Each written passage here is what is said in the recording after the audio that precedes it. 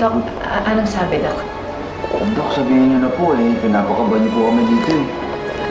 Miss Villion, unfortunately, I have bad news for you. Mayroon pong brain tumor si Charisse. Ho?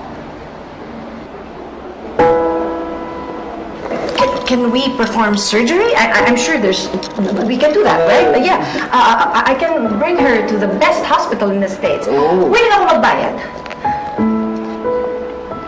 Doc, is she gonna be okay? I'm really sorry, Miss Villion, but nasa base po kasi ng kanyang utak yung brain tumor. So it's highly inoperable. If we perform surgery on her, maaari niya ho ito ikamatay.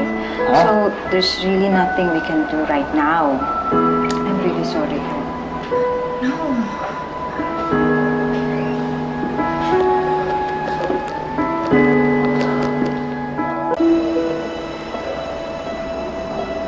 Ayos lang po ba kayo? Ha?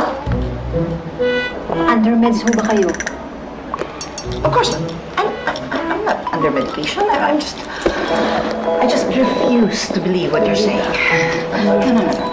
Miss Villion, alam kong mahirap kong tanggapin ang sakit ng anak ninyo. Pero... You know, this is not the first time na nakatanggap ako ng bad news. And you know what? The joke's not funny. Pero...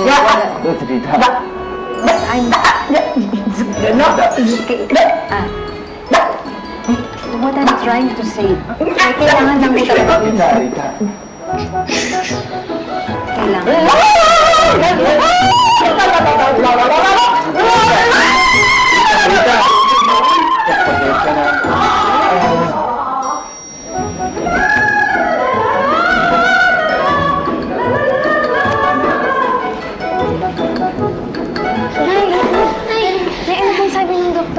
Makakauwi na daw po ba si Charisse?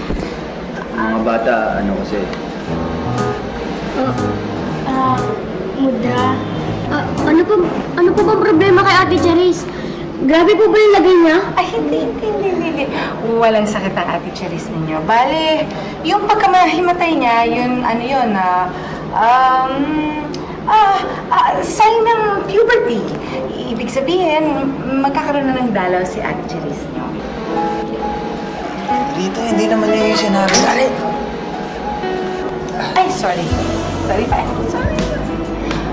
Sino po bang dadalo kay Ate Charisse? Brother dear, ibig sabihin ng dalaw, yung period ni ate. Dalaga na si Ate Charisse, kaya...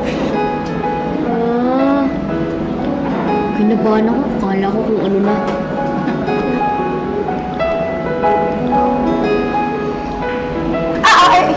Magmerienda muna kayo, ha? Diyan, no? Meron yan tanghal dyan.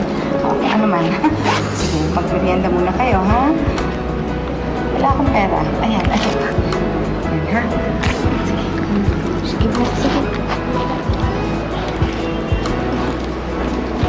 Dami, oh.